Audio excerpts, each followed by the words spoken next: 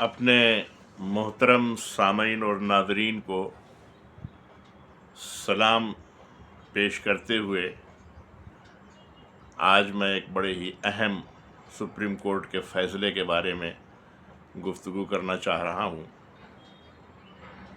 मैं अपनी बात की शुरुआत सीमाब अकबराबादी के एक शेर से करना चाहता हूँ।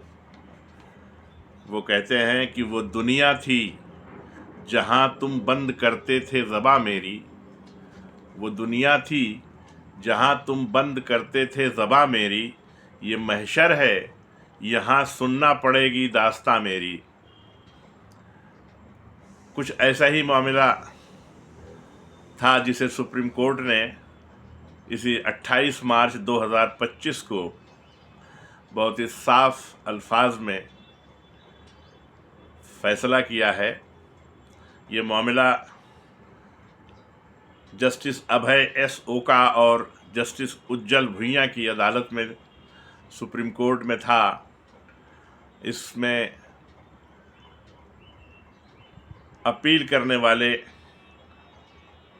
शायर सियासतदां इमरान प्रतापगढ़ी थे, जिनके ख़िलाफ़ गुजरात पुलिस ने एक मुकदमा कायम किया था, जिसकी रुदाद ये है कि इमरान प्रतापगढ़ी ने 46 सेकंड का एक वीडियो अपने इंस्टाग्राम पर डाला था 29 दिसंबर 2023 को। उसके पस मंज़र में एक नज़्म आ रही थी जिसका उन्वान था, ए खून के प्यासे बात सुनो। गुजरात पुलिस ने इस इंस्टाग्राम के ख़िलाफ़ एक FIR दर्ज की, ये कहते हुए कि ये नज़्म इश्तियाल अंगेज़ यानी भड़काऊ है और बदअमनी पैदा करने वाली है। This poem is a provocative and में इंसाइट अनरेस्ट, ये एलिगेशन लगा करके गुजरात पुलिस ने इमरान प्रतापगढ़ी के ऊपर मुकदमा कायम किया।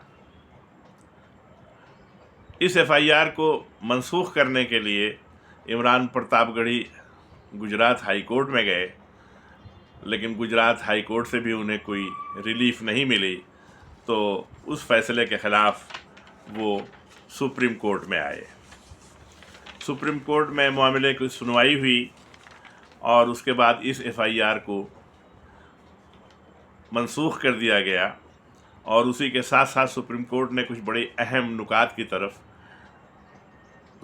पुलिस और एडमिनिस्ट्रेशन को मुतवज्जे किया है। वो कुछ नुकात हैं जो मैं आपके सामने पेश करना चाहता हूँ। पहली बात जो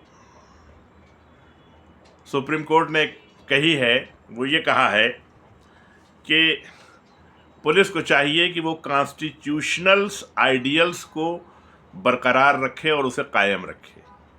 यानी हमारे संविधान में जो आइडियल्स हैं, जो उसूल दिए गए हैं, उन उसूलों का वो ख्याल रखे और उन्हें कायम रखने की कोशिश करे। और उसमें कहा कि officers must respect freedom of speech, यानी बोलने की आज़ादी जो हमें संविधान से दस्तूरुल अमल से मिली है, उस कॉन्स्टिट्यूशनल फंडामेंटल राइट को ये ऑफिसर्स को चाहिए कि वो इसकी इज्जत करें, इसलिए कि ये डेमोक्रेसी का एक संग मील है। ये जनतंत्र के लिए एक मील के पत्थर की हैसियत रखता है, लिहाजा it should be respected as a cornerstone of democracy.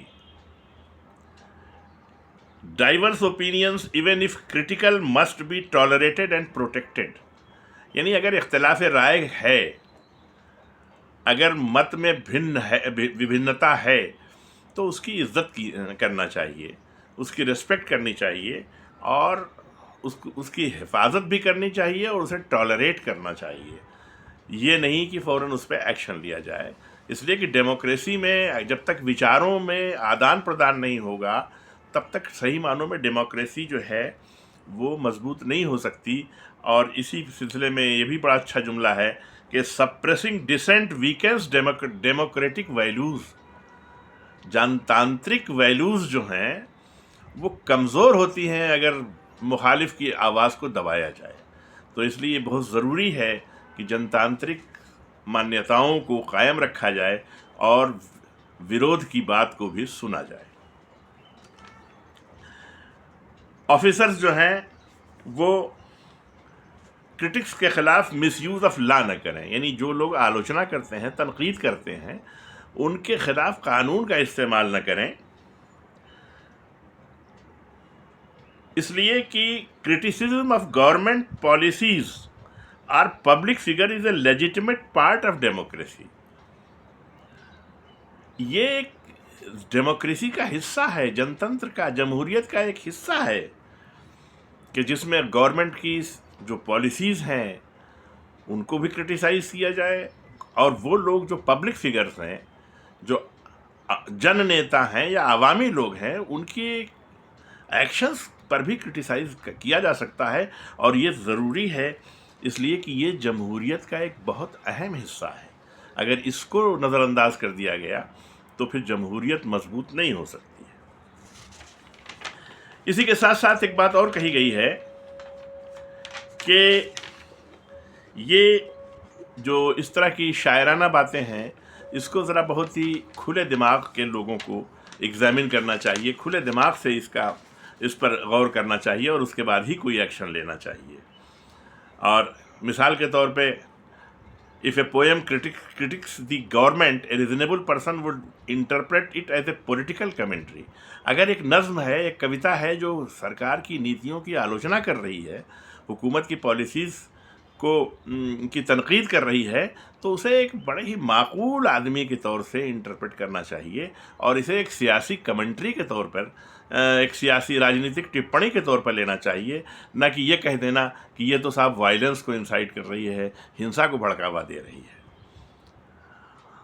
इसी के साथ एक बात और मैं आपके सामने कहना चाहूँगा कि the law must evaluate speech based on how a rational and fair minded individual perceived it. एक समझदार आदमी किसी भी चीज़, किसी भी स्पीच को एक रैशनल और फेयर माइंडेड आदमी किस तरह से देखता है, इसको कानून की कसौटी पर परखना चाहिए और उसके बाद ही कोई एक्शन लेना चाहिए। ये नहीं कि एग्जेगरेटेड और पॉलिटिकली मोटिवेटेड रिएक्शंस लिए जाएं, यानी सियासी रंग में और बढ़ा चढ़ा करके और उस पर कोई रिएक्शन किया जाए, ये सही नहीं है। आखिर में कोर्ट ने जो 2-3 बातें बड़ी अहम कही हैं, वो मैं आपके सामने कहना चाहूँगा कि कोर्ट ने मशवरा दिया है कि diverse opinion must be tolerated, यानी इख्तिलाफ राय को टॉलरेट किया जाए, उसको सहिष्णुता से बर्दाश्त किया जाए, बल्कि यानी इनटॉलरेंस के तौर पे उसको नहीं लेना चाहिए, बल्कि इट शुड बी टॉलरेटेड। दूसरी बात जो कोर्ट ने कही है कि poetry, satire and films enrich society, यानी कविताएं, नज़में, सटायर, तंज़ व मिज़ाह, फिल्में, ये सोसाइटी को और मजबूत करती हैं, मालदार बनाती हैं, सोसाइटी की फ़िक्र को बढ़ाती हैं, सोच और समझ को बढ़ाती हैं। इसी के साथ कहा है कि कोर्ट्स की भी जिम्मेदारी है, एक तरह से ये मशवरा है, कहा जाए हाई कोर्ट गुजरात के लिए या और भी कोर्ट्स के लिए, सुप्रीम कोर्ट का, कि courts must safeguard free speech, यानी आज़ादी राय का, freedom of expression and speech का सेफगार्ड करना, उसकी हिफाजत करने की जिम्मेदारी अदालतों की है और अदालतों को उसे बचाना और उसकी हिफाजत करना चाहिए। और पुलिस और एग्जीक्यूटिव, यानी इंतज़ामिया, प्रशासन और पुलिस की ये जिम्मेदारी है कि वो अपने पावर्स का गलत इस्तेमाल न करे। और नतीजे में कोर्ट ने इस एफआईआर को क्वाश कर दिया और ये भी कहा कि ये काम तो हाई कोर्ट भी कर सकता था, एक अर्ली स्टेज पे हो सकता था, लेकिन बहरहाल हमें यहाँ इंटरफियर करना पड़ रहा है। और उसके साथ जो अदालत ने बात कही है वो कही है कि freedom of speech is a Paramount and police must act constitutionally. Police को संवैधानिक तरीक़ों से काम करना चाहिए, संविधान की मान्यताओं के तहत काम करना चाहिए। और expression must be countered with dialogue not legal action. यानी अगर किसी ने कोई विचार व्यक्त किया है, कोई अपना ख्याल जाहिर किया है, तो उसके जवाब में आप भी अपनी बात कहिए, आप भी अपने ख्यालात का इजहार कीजिए, न कि उसके ख़िलाफ़ आप लीगल एक्शन लीजिए। ये कोर्ट के जजमेंट से नतीजा निकलता है और ये बड़ा ही लैंडमार्क जजमेंट है। और ख़ास तौर से आर्टिस्टिक एंड पॉलिटिकल एक्सप्रेशंस के सिलसिले में, जिस सिलसिले में आजकल कुछ ज़्यादा ही इंटॉलरेंस हो रहा है, सुप्रीम कोर्ट ने बड़े अच्छे मशवरे दिए हैं। हमें उम्मीद है कि समाज, प्रशासन, पुलिस और हमारे देश के भाई बहन इसको बड़े गौर से समझेंगे, सोचेंगे और इस पर अमल करेंगे। इन्हीं बातों के साथ मैं अपनी बात को ख़त्म करता हूँ। आखिर में आप सभी लोगों से दरख्वास्त करता हूँ कि इस वीडियो को ज़्यादा से ज़्यादा लाइक करें, शेयर करें, और अगर अभी तक आपने इस चैनल को सब्सक्राइब नहीं किया है तो और अगर मुनासिब समझते हैं तो यकीनन और ज़रूरी तौर से इस चैनल को सब्सक्राइब करें। आदाब।